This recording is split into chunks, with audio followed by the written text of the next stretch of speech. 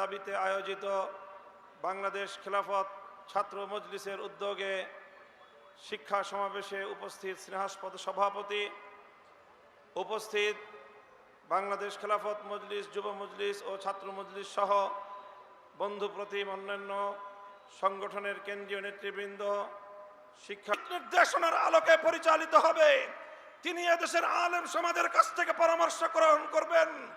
তার পরামর্শের ভিত্তিতে যদি ইসলামী অঙ্গনগুলোকে পরিচালনা করবার ক্ষেত্রে যে কেউ অন্তরায় হয় বলে আমরা প্রমাণ পাই, আমরা রাজপথে যে কোনো মূল্যে সেটাকে প্রতিহত করব ইনশাআল্লাহ।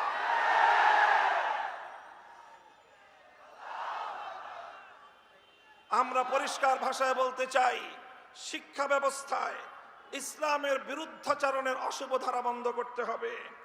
সকল শ্রেণীর শিক্ষা ব্যবস্থায়